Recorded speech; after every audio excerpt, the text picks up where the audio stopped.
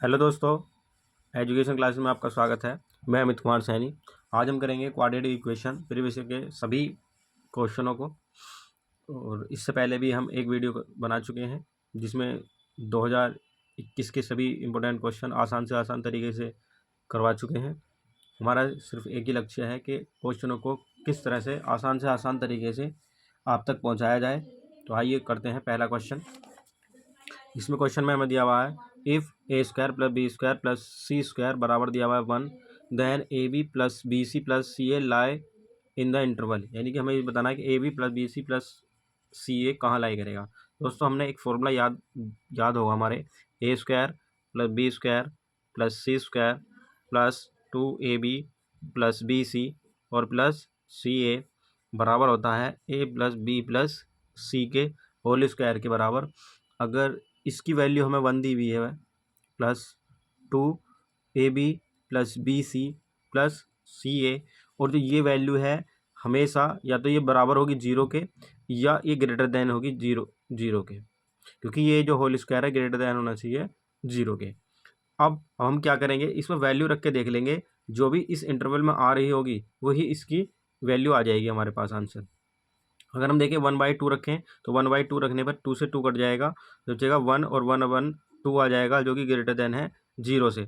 ठीक है, हो सकता है, लेकिन इसमें अगर हम देखें कहीं पर भी ये 0 नहीं आएगा तो ये नहीं हो सकता। अगला देखें, यहाँ पर -1 रखेंगे इसकी जगह, और इसकी जगह -1 रखने पर हम देखेंगे तो ये 1 -2 हो जाएगा, जो कि 1 -2 -1 हो जाएगा, जो कि ग्रेटर देन 0 के बराबर नहीं हो सकता। ये भी ऑप्शन नहीं है हमारे पास। सी देखेंगे तो इसकी जगह -2 रखें, -1/2 रखेंगे, जिससे कि हमारे पास हम देखेंगे 2 इंटू -1/2 रखने से 2 से 2 कट जाएगा और 1 - 1 बराबर हो जाएगा 0 के। अगर हम 1 भी रखेंगे तो 1 रखने पर तो 1 + 2 हो जाएगा, जो कि बराबर हो रहा है 3 के। तो ये इंटरवल हमारे पास लाई कर रहा है, तो इसका आंसर हो जाएगा ऑप्शन नंबर सी। अगला क्वेश्चन देखते हैं, क्वेश्चन नंबर 2। क्वेश्चन नंबर 2 में हमें दिया हुआ है एक्स की वैल्यू दे रखी है, और एक्स की वैल्यू में हमें ये बताना है कि क्यूब किस तरह से। दोस्तों, हम देख रहे हैं इसमें क्यूब हो रहा है, तो क्यूब हो रहा है तो हमें सीधी सी बात है इसमें क्यूब ही करना पड़ेगा। तो क्यूब कर लेते हैं इसे। तो ये हमारे पास हो जाएगा एक्स बराबर, इसको पहले थोड़ा सा लिख लेंगे, एक्स बराबर 3⁻⁴ प्लस 1 ये नीचे जाके प्लस का हो जाएगी। अब लगा देंगे यहाँ पे, दोनों तरफ का क्यूब कर देंगे, जो कि होता है ए की क्यूब। जब ए की क्यूब करेंगे यहाँ पर हम देखेंगे 3 से 3 कट जाएगा, यानी कि केवल बचेगा 3 ए की क्यूब प्लस बी की क्यूब में आ जाएगा 3 प्लस यहाँ हो जाएगा 3ab, जो कि अगर हम देखें तो इस तरह से लिखा जाएगा, और इससे कट जाएगा तो 3 एकम 3 ही बचेगा, तो 3 और यहाँ जाएगा a प्लस बी, जो कि बराबर है x के, और x की पावर 3 है। यहाँ पर एक काम करेंगे, 3 से मल्टीप्लाई कर देंगे तो यहाँ जाएगा 3x की पावर 3 बराबर 3 × 9, और ये हो जाएगा 1 10, यहाँ 10 ही लिख लेते हैं सीधा, और प्लस 3 × 9 x। इसको इधर ले आएंगे, 3x की पावर 3 माइनस 9x माइनस का 10 बराबर 0।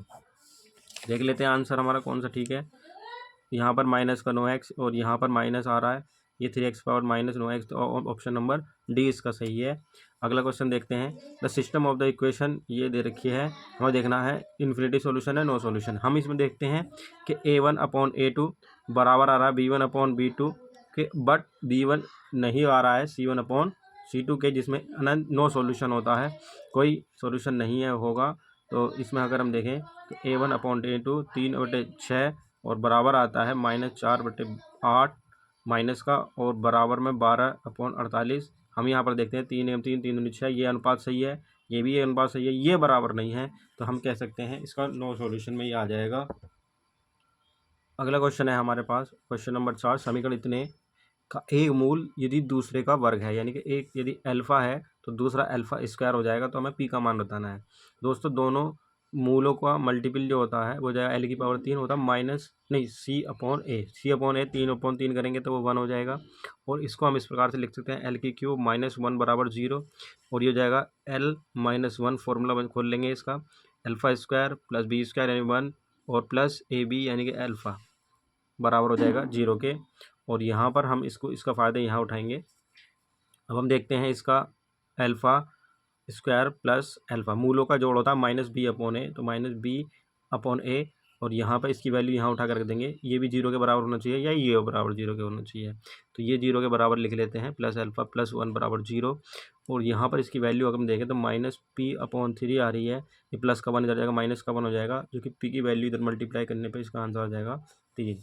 इसका आंसर आ जाएगा ऑप्शन नंबर 3। अगला क्वेश्चन देखते हैं, क्वेश्चन नंबर 5। समीकरण दी हुई है कि वास्तविक हलों की संख्या क्या होगी। तो देखते हैं किस तरह से हम ये शॉर्ट ट्रिक से आसान तरीके से करेंगे। इसमें हम देख लेते हैं, -1 दे रखा है, इधर प्लस का 1 ले लेते हैं, लेकिन इन दोनों की वैल्यू से हमें 1 लाना है। अगर 1 कैसे आ सकता है, या तो x की वैल्यू यहाँ पर हम 0 रख दें, या π/2 रख दें, या -π/2 रख दें, क्योंकि cos 0 का मान क्या होता है यहाँ पर 1 हो जाएगा, लेकिन यहाँ पर तो 0 ही हो जाएगा, तो यहाँ पर 1 आ रहा है, π/2 में इसी प्रकार से आ जाएगा, और -π/2 में। तो इसके हल हम अगर देखें तो इसका ऑप्शन नंबर हो जाएगा बी। अगला क्वेश्चन देखते हैं, क्वेश्चन नंबर 6। क्वेश्चन नंबर 6 में हमें दिया हुआ है, यदि समीकरण इतने के मूल अल्फा और बीटा हैं तो ये कितने के बराबर होगा। तो इसका एलसीएम ले लेंगे, अल्फा बीटा एलसीएम आ जाएगा, तो अल्फा प्लस बीटा बराबर, और यहाँ पर देखें मूलों का जोड़ होता है -b/a, और मूलों का गुणनफल c/a। ये c और ये 4 से 4 कट जाएगा, ये जाएगा -3/7। आंसर हो जाएगा इसका ऑप्शन नंबर डी। अगला क्वेश्चन देखते हैं, क्वेश्चन नंबर 7। क्वेश्चन नंबर 7 में दिया हुआ है, रूट्स हमें दिए हुए हैं, तब हमें x की वैल्यू बतानी है। तो हमारे पास जो दे रखा है ये 2x², ये अपॉन में होगा, और ये देख रहे हैं बेस एक जैसे हैं, तो ये ऊपर जाकर पावर माइनस में हो जाएगी, तो -2x लिख सकते हैं। और ऐसे ही 8/1 है, और जिसे हम लिख सकते हैं 2⁻³ लिख सकते हैं। यहाँ पर देख रहे हैं बेस इक्वल है तो पावर भी इक्वल हो जाएंगी, तो x² - 2x बराबर 3, और इसे इधर ले आएंगे, x² - 2x माइनस का 3 बराबर 0। 3 कैसे फैक्टर करने के, माइनस करके 2 आए, तो 3 एकम 3 माइनस के लाने, तो ये माइनस, ये प्लस, बस हमें क्या करना है, इसके साइन चेंज कर देने, तो ये माइनस का प्लस हो जाएगा, और प्लस का क्या हो जाएगा, माइनस। इसका आंसर देख लेते हैं, 3 व -1, तो इसका आंसर हो जाएगा ऑप्शन नंबर ए।